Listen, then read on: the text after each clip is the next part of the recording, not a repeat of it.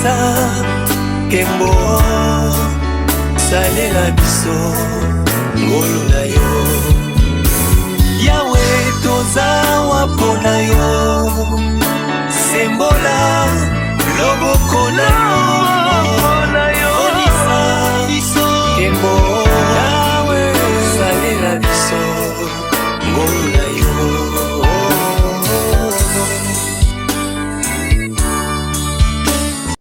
Merci na balandi nyonso ya chaîne na bino boninga mingi EV Lunda Yannick Télévision lelo toyi lisusu na numéro ya sika parce que baby chaîne oyo EV Lunda Yannick Télévision yela bino makambo malamu yela bino makambo ya politique pe yela bino makambo ya bonzambe asepelaka na EV évangéliste Lunda Yannick Télévision po apindolaka biloko eza na mabomba meye abimisaka yango yango na kosenga merci na évangéliste Lunda Yannick po apikolaka pena o eza ya kobombama na kokumisa nkolo nzambe o asala likolo pe na si asali biso bato po tosanzolaka ye tokumisaka ye parce que sans nzambe ba biso oyo tokozala sute na kopesa merci na notre dadi papa Edgar Bile Bongolo parce que na bokasite na ye o nkolo nzambe apesa ye biso lelo oyo toza lelo na kopesa pe merci na mama na biso Mireille Dantete Bile notre maman pasteur yepe azana pona ko encadrer bana ya CGD centre missionnaire et puis maman berger na biso la grâce na biso mbote mingi siko zali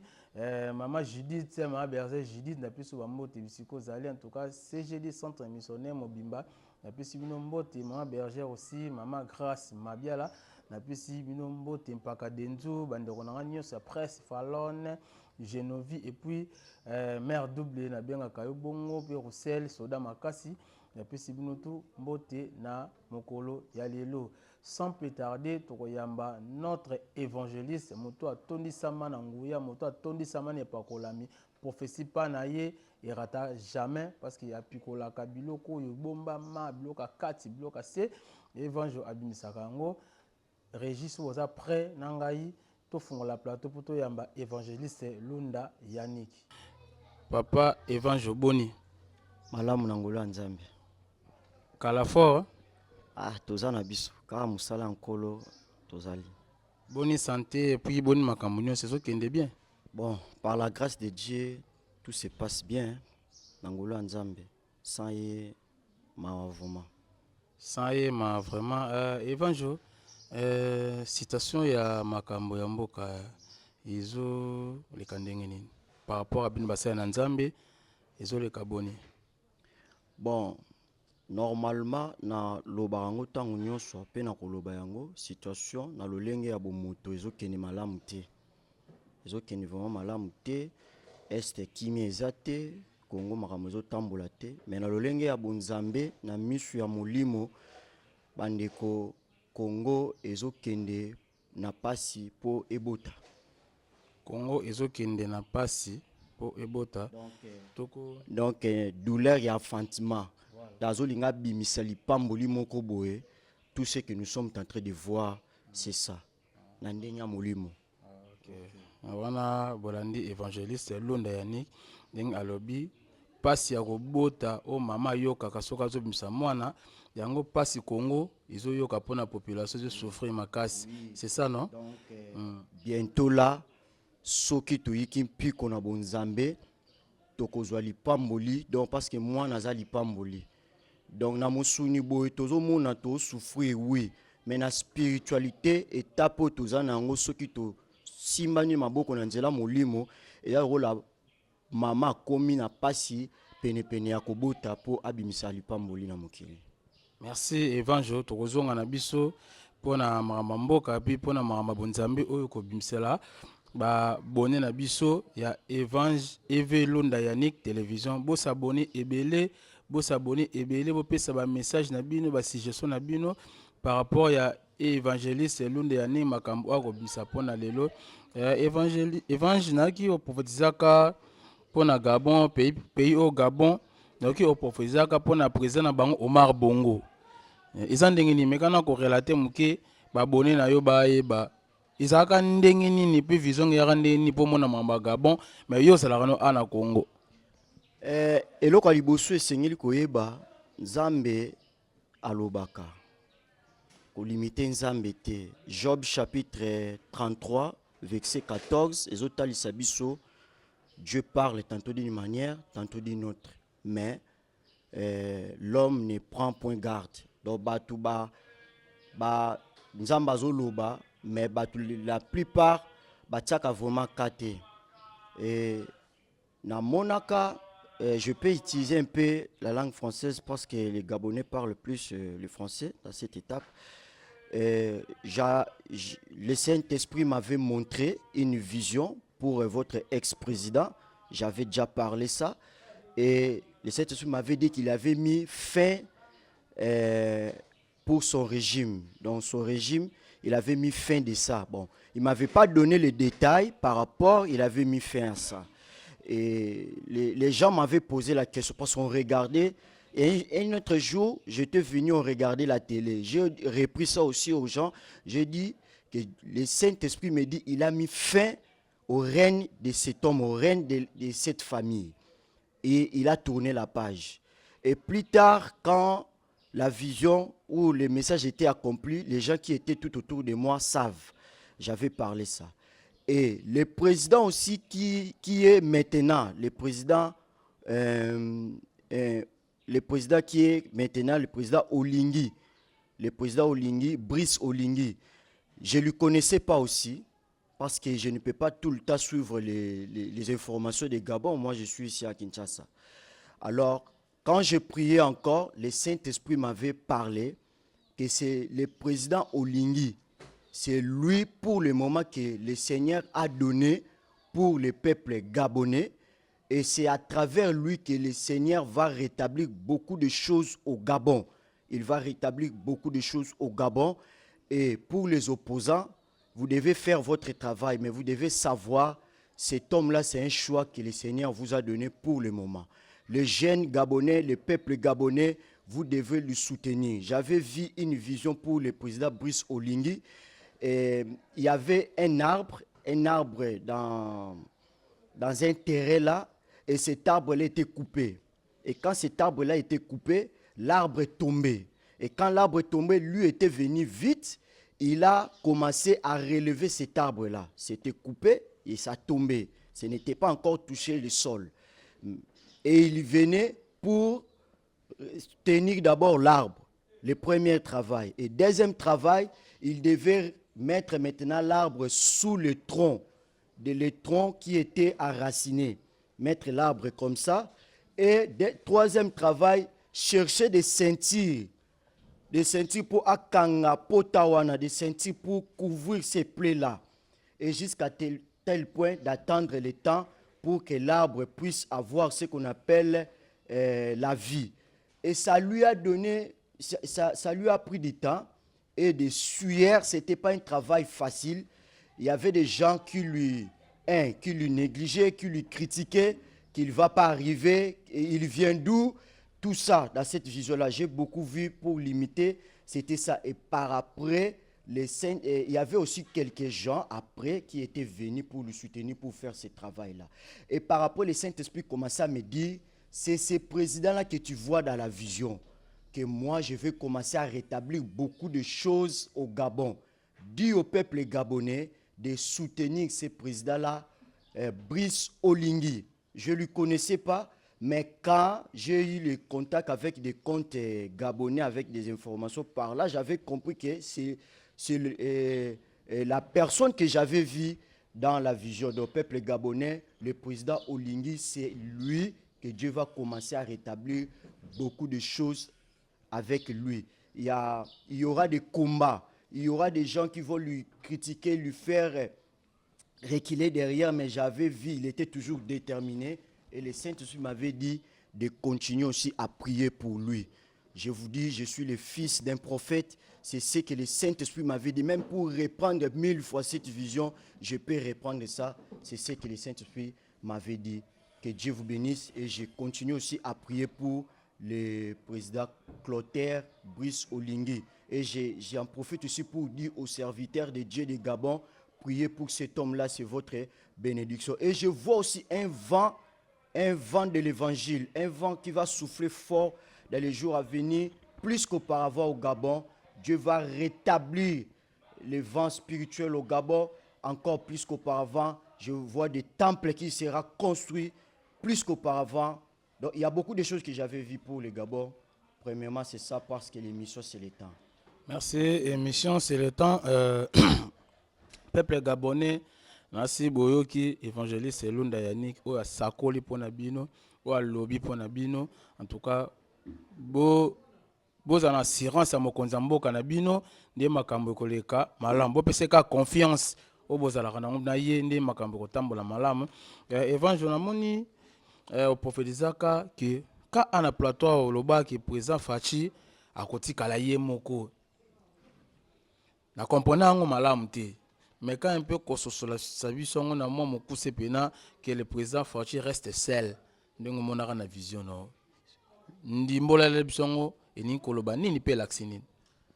na sakolaka na lobaka boy par rapport à ba vision na monaka zamba talisaka ngai ndenge président francophone wana na yebisa ko même na Kombo bako sanga na likita bana monaka bango likita na Kagame na vision na monaka bazwaka décision esengeli te ke Fachi asilisa ba mandat na ye soit ba bomaye soit ba bengana ye na nini na minduki bako utiliser armée moko boye ba yebi nini bako sala yango po ete batu ba mona onde tiza ba congolais mais en réalité za ba congolais te yango moni na bisaka OK ti batu ba lubara ke M23 ezali eza posa to ba idée ya ba congolais non ngai na ko se contredire na vision nzamba talisa ngati M23 baza ba rwandais pirement rwandais et président wana oyo ya francophone wana na pesa ope kombo na ye ayebisaka Kagame ako soutenir vision na ye avant président na atika pouvoir ako soutenir makasi dans Macron quoi oui ako soutenir makasi avant atika pouvoir na monango na vision et ba guerre mike bande ko leka kola bande ayebisaka ngai ke nyos tu wana mais na veiller ya les 31 nde akiko confirmer linga ke ba makile kotanga makasi bobondela pona ba frontière na bino na telemisaka peuple na veiller to bondela pekola ki ko maya misukute linga tanga ko ki ko talisa ngai ke vision na talisaka yo ba bundisaka mais cette fois-ci ba jui décision et na monaka ba président africain bazalaka la plupart ezalaka ba président africain est et na monaka na niveau international Fachi tikalaka presque ye moko pe na Congo awa ba politicien mingi bazalaka presque na ngambo ya Fachi te surtout ba mitu to yebi prévane au monaki ba déclaration ya ba misusu yo bazo beta mwana na yo na libanda yo zo ke kotela na voisin na ennemi au monaki. Donc c'est ça. Cela veut dire quoi? Même aux hommes ba sanction msusu aux hommes ya mindele eza juste que nzamba lobela kangai na ta ya Fachi président omoko akozala na bokonji ba talisaka nga kombo na yete ba président moko boya na bokonji na ta na ye na kobanda ko manifester justice ya Congo na libanda pe na nini na kati ate kozala 100% te mengai nzambe na kobanda ko manifester justice ya Congo. Donc président na bana kobunda mingi pona justice ya Congo libanda na kati. Et ce qu'on remarqué bien des journalistes ezaki jale loté remarquez bien même ba sanction ozo ko mona mundele akomi ko beta ba nguna ya Congo c'est parce que ngolo nzamba tie président pour adbundela pona justice ya Congo et bimisi bo salité même ya communauté internationale libanda nde poussé bango na mo ba sonywana baba na kopesa mo ba sanction wana et na kati ya mboka na biso na yebisaka opeke ekozala ndenge moko la plupart ya ba politiciens remarquer ba caractère na bango lelo et nazaka na plateau na yo soki ezalaki peut-être mutu ya mokili to musicien mokili mbelingo komona ba soutien solo fanatique baninge batomboka mais tout le monde na poche Fachi ba lobelo côté ba ministre baba ba sénateur ko koloba te donc nde ba zelaka Fachi chité po bango ba bazomaka mususu. Mais na yebisaka ote journaliste vision na monaka poids ya président francophone wana apesaka yango presque pas ya ba président ebele africain pe na sima président francophone wana ba mindele mususu bazalaki na sima mais ya zalaki lokola en tête pesaka yango ba président ebele africain na ba président ebele africain na monaka bango la plupart bazalaka tantôt plutôt ba misusu o ba sepelaka te na likanisi wana mais babandeki kobanga parce que décision ezalaki makasi po babengana Faci na pouvoir to basala ye mabe bande kobanga peut-être ça peut tourner mal pour na bango et na yebisaka ope clair yo lobaka na ngai ke Sadek aza Angola aza nini lelo toza na moni Angola na Sadek nde batiki na bango ba faire yango na yebisi yo ki yo clair peu importe bakoyi ko moni politique akoyi ko ya akoloba teki ke akozala boyini ko kabelo mais akoloba no jamais boyiti na boyo kabelo akoluka manière peu importe manière nyonso bazomi benda nzoto ezaka po message na yebisa ko ke Faci il est presque sain na ba président africain to mona ndenge bazotala onde bazomona mais ndi bomona ata mutazo réagir te ata président moko africain zo réagir te parce que ye Faci ninga zana donc a collaborer ni ba président africain te tout Kagame a convaincu tous les présidents africains. Le problème c'est quoi? Kagame a une vision pour le Congo. PDD, Bamindele P, a une vision pour le Congo. Makanisi na bango e balani. Donc Kagame a une part na ye, a une part na ye, a une couper sa bateau, ba osa nini. Ba ko soutenir ye. Biso na Congo attaque ba Congolais to na part te na mboka na biso moko tonde. Mais c'est ça le problème ngana lingi na yebisa bino ke soko moni mutu nyonso zo soutenir azo zo part ya bateau ba bengami M23. Ezala la ta soutani na yebisa ka ou même démarche même ya ba sango bacholi basoli mabe na lobela kayo démarche na bango na respectaka bango po naza pe parmi muto azwa ki éducation na zwa ya chance na été le moko na tangaka abe mutu azalaka mon directeur des études na biso mais loko na koyebisa oke na yebisa ko na respect nyonso naza na bango makanisi na bango nzamba za na ngo te OK et bozo ko bimisa ndeti M23 sans ye solution ezate na yebisa kayo clair avant que tu vas bimisa ba maloba na lobaka ngo na plateau na ke makanisi na bango na respect naza nango pona bango za nango mabete et na koki ko lobela bango mabete mais na yebisa ko makanisi na bango et bonzambe ezalaki na kati te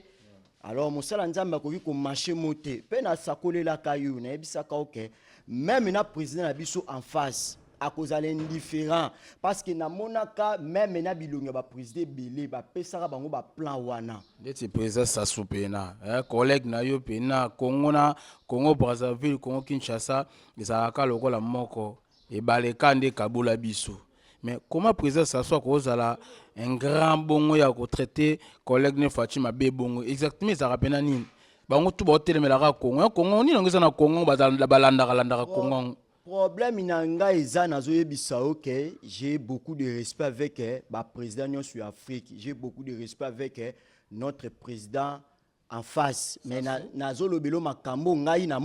monaka et tango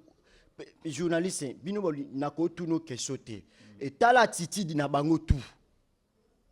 na sakolela yoko tolobaka na président face na msoko na sakolela ko que même bango tout ba kozala indifférent pona mona rango na vie na vision yango moni na utiliser ka terme oyo ke na yoka na vision que président Faci kozala presque seul voilà yemoko donc ata 100% yemoko te mais kozala presque seul soko moni kutu même ba sanction nozo mona c'est parce que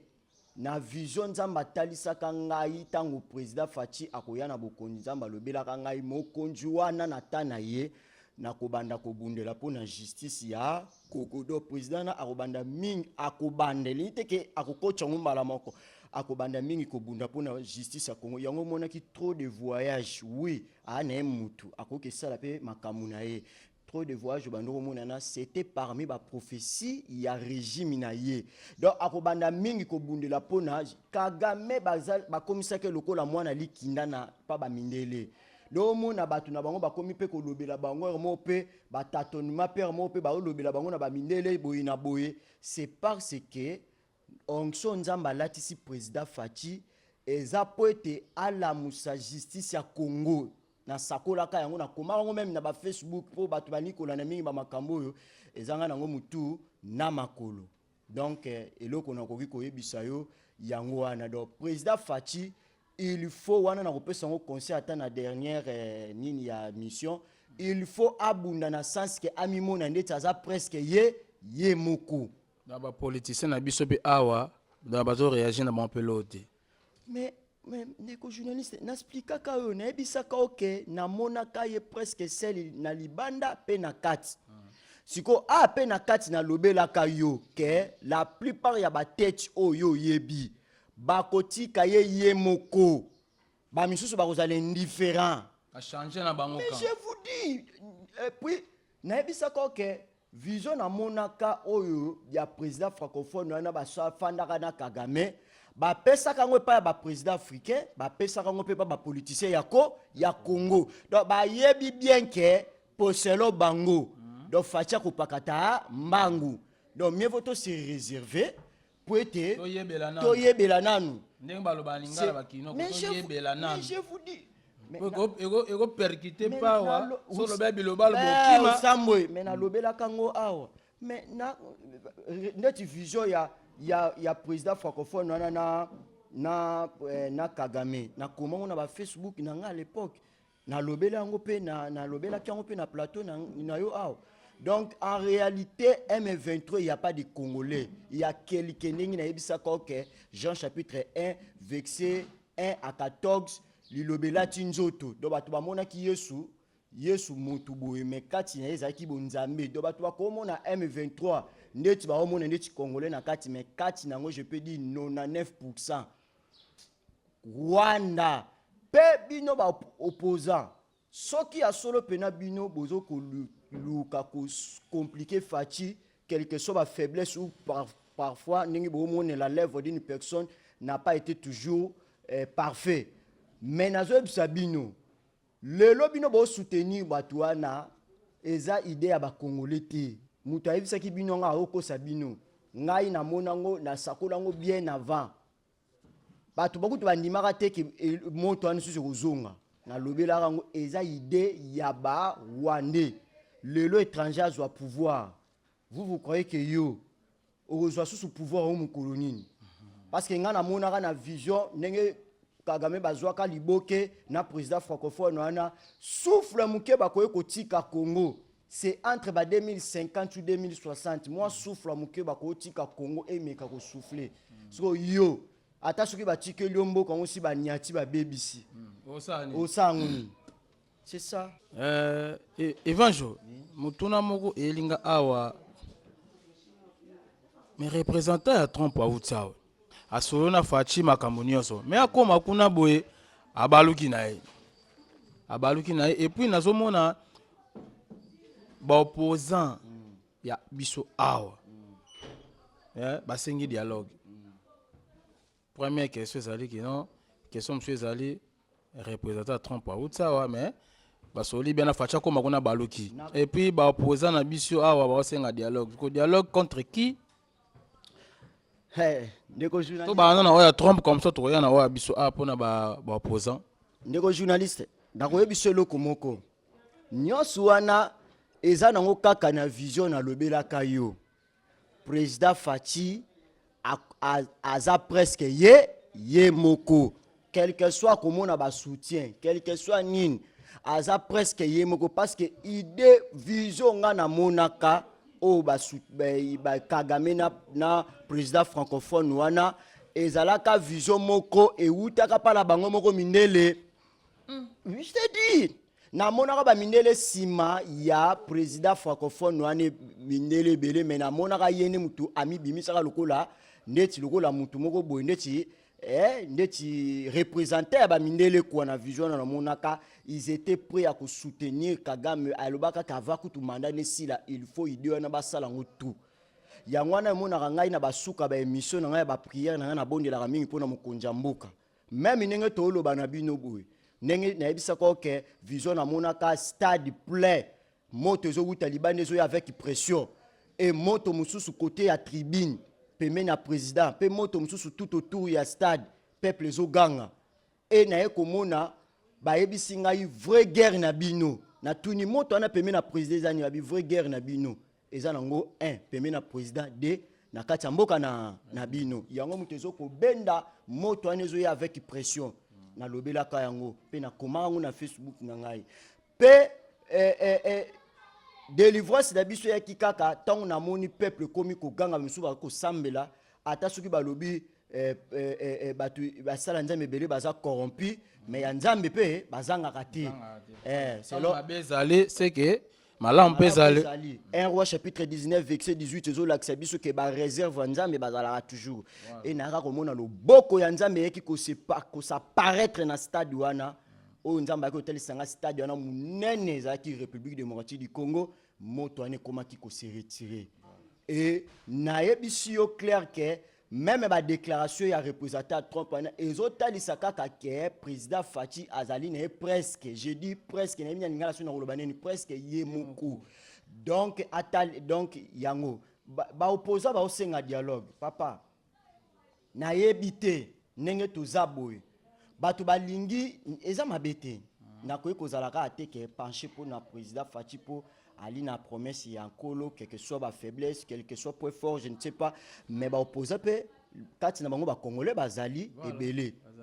bazali mais ba opposer les kanisi ya dialogue opposition senga eza mabe to eza malamu te eza mabete tokoki koboya yango te eza likanisi ya malamu mais lolenge ba kolobela na makambo yotali na makambo ya babe na kati bazoloba bakoka liloba bo moko ba dialogue na bango ba osenga na sasi nini ke benga M23 benga ba o baza frustré benga ba o baza boyeto solola ngai na moni likaniso eza mabete eza malamu mais bo pesi président idée mais bo diriger te na biboye évangile na mboka na biso tokosa ba dialogue ngo combien de fois bako libérer Congo combien de fois parce que ba dialogue ebele salama na mboko yo et simba nango te et aboutir nango na rien na Congo siko tokenda kana ba dialogue oza sûr que on nde ko simba ba dialogue esimbi te mingi po to kotisi nzambe na kati te PDD ba dialogue ngo ezalaka mingi na ba étranger ya solo ona oloba noyo dialogue ya mabete mais procédure nini bolinga bo memela PDD bo proposer et rola ngai na chef na ndako na ngai na chef de famille nenge yo po na ndako na chef de famille ba proposer dialogue mais ba diriger ote bino bo proposer dialogue mais président pesi idée boya na consultation et pas ya prof Eberan si je me trompe pas boya na consultation zawana soki yo monique ozana maloba no yo ko lobo ezali contraire na ndenge président zoloba yaka pa ya professeur wana pesa nde président tanga ko ya ko zwa akoyeba qu'est-ce qu'il va faire na o eloko ye akosala te bo proposer dialogue mais bo diriger président te aza papier hygiénique te quoi aza président ba élire pa ya peuple congolais peuple na ba 70% bokoki kotambusa eloko la mwana mukete Laurent Tabana singa te bosale obino bolingi c'est ça c'est que pe na dialogue wana bokokomisa papier hygiénique c'est que pe na dialogue po bolinga botambusa déjà bo proposer dialogue ya proposer binomo pas de problème dialogue consultation à Tiewan boya soki yo monique oza pena congolais à solo oyebi ke na consultation OK consulter professeur que je salue en passant nzamba batelaye professeur Eberan place azali boya olobi makambu tango koloba makambu professeur akomema ngo pa ya nani pa ya président tango akomema pa ya président tala prince Penge batinda ki ayaki koloba boye tala kingani ayaki koloba boye tala c'est ça c'est tout merci na ba landena biso nyonso ya Evelo de Yannick Télévision na sito comme na so presque na fin mais moi critique mon ko zala pona Jean-Pierre Bemba balobi azo sala mosala o ezali ayete akoti na ba branche o ezali ayete fala tikala na transport ya komi kokota na makambo mususu yo ko oloba ni pona ngo motuna suka ngana poto silisa ngai na koloba boye kolo apambola mosali na ye Jean-Pierre Bemba Gombo nzambe abatela ye papa omoni monguna fo kobangisa ye meme na musika omoni nasepelaka meme na ba porte-parole ba musicien oyo bayaka moko na ba télévision na ba nini otunanga pa solandaka ba télévision mais oui nalandaka yango boso na tie chaîne boye uswati na kepa ya bato batie yango nene msa bongo bolongola non nalandaka bango komona album na bango na terrain sala nango rien mais komona kaka bandeko bolandaka album wana ezo cartonné babiloko moko azo sala intimidation pe omona pe na intimidation na pe bobangi bango bobangi pe leader na bango mais Bemba azo sala les intimidation te ezali loko eza réel azali kotalisa mokili azo finga mutu te talisa mokili ke bato nyonso baza sima ya M23 balingi mboka oyo te et d'ailleurs kututala bauta boye soki Bemba oloba makambo lokuta bino boyana ba preuve moni ndeti nga bayebisi ngai papa na ngai te mutu abota ngai c'est ça non mais c'est clair et net nengo yebela ngai na oyabo aden na ngai yango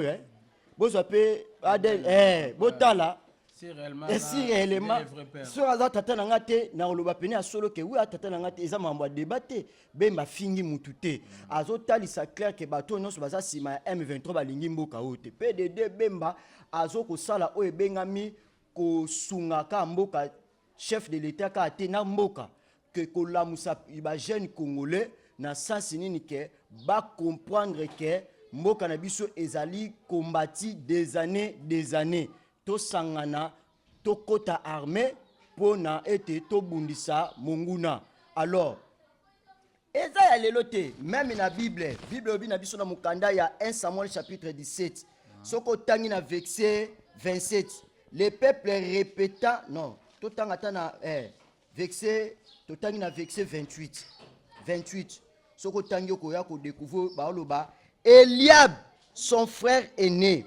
qui avait attendu parler ces hommes, fut enflammé de colère contre David. Et il lui dit, pourquoi es-tu descendu? Et à qui as-tu laissé ces paix de brebis dans le désert? Je connais ton orgueil et la malice de ton cœur. C'est pour voir la bataille que tu es descendu. Donc, David, mais tangu aye na ville, aye kota la situation mboka na komona ke mboka na eza na ba problème mabezali peuple philistin azobundisa Israël na tana mokonzi ezalaki nani Saoul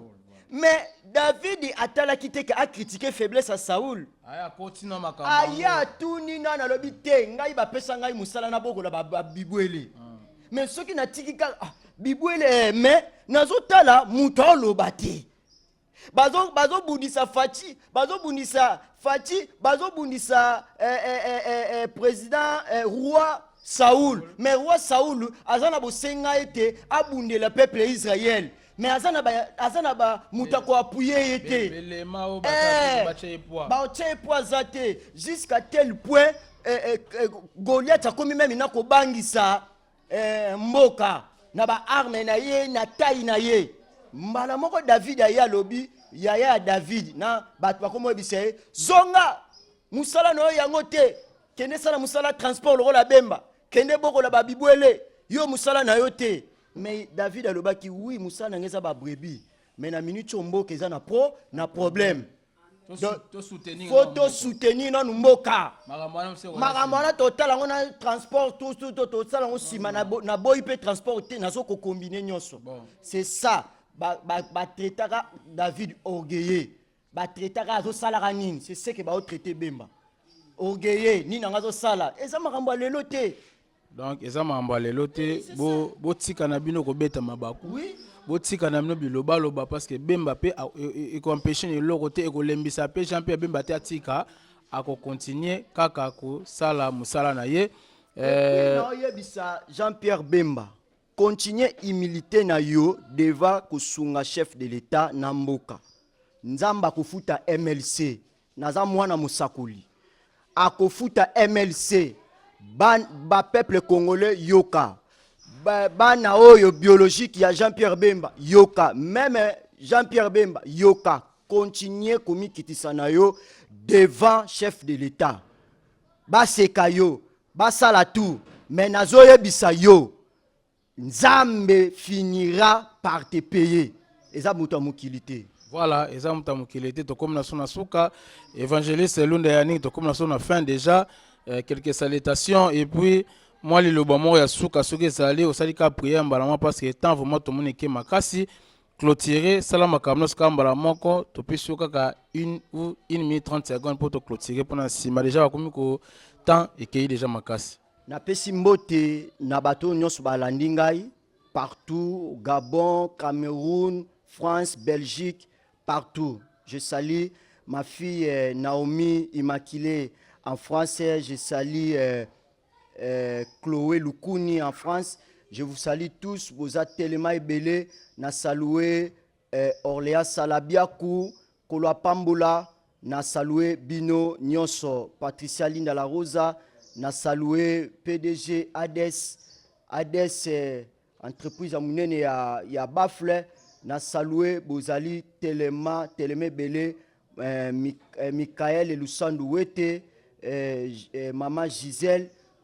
na CGD Kolo a Pambola Bino Nyonso et ba sali ya Nzambe Nyonso ya EDV na mokili mobimba Kolo a Pambola. Nazoko pambola moto nyonso o alandi ngai place ozali tika Kolo Zambe na bomo apambola bino eza émission na bino bo soutenir yango bo s'abonner eza émission tozo côté ya makamu ya Nzambe pe to lobela makamu ya mboka ato ko finga te tozo talisa réellement ndenge nini mboka esengeli etambola. Fati azali na promesse ya Nzambe. Fati natana ye Nzamba kobanda ko susciter justice pour na Congo libanda pe na kati akobanda pe na taya Fati Nzamba zolinga bokonzi ya Congo elongwa na Congolais ekende pe na Congolais mais mongo nazo linga dévier yango bo fungula matoi na taya Fati Nzambe azobongisa kosala mwa makambo ebele quel que soit ba faiblesse ou point fort to soutenir bokonzi oyo azawa na te po asala bane ningi bino bo kanisa azali na période na ye Nzambe ako sunga partout président de la République ako tambola loboko Nzambe Kolo ezala na ye po jusqu'à présent baza toujours na ba plan ya mabe même partout ako tambola présence na ye na bokonji po na bango baza komona ali mo lelo lobi mo musika mais tant que président okokangama na Nzambe na otepe na Nzambe na son entièreté na zoebisa yo okosilisa mission na yo pe okozala oyebengami protégé par Nzambe kozala détourné te po loboko Nzambe kokima yo kangama kaka sala mission Nzambe asengi yo Kolo akopambolo abatela bana na yo abatela mosungi na yo apesa yo gouvernement ba politicien ya malamu po ete basuka vision oyo Nzambe a pesio Kolo apambola bino bye. En tout cas, merci aussi si nous avons des émissions de combinaison à Souka. Vous en avez besoin de contacter évangéliste Lunda Yannick, numéro na ezaka na Sewana. Numéro ezaka na Sewana partout aux en monde. Si vous continuez sur YouTube, au beti Eve Lunda Yannick TV. Au moins na matéa bien, au moins na banalise bien, au moins na makamba bien oyo évangéliste Lunda azali ko loba. En tout cas, merci na babtu nyonso balandi biso, merci bobenga bo pesa ba suggestion na bino, bo pesa évangéliste ba idée makambe belé po mbala simala ko ya apanza son teke na niveau ko sakana te. En tout cas, nous merci, botikala malamu, à la prochaine. Bye. Misa Kembo Salela biso ngolo na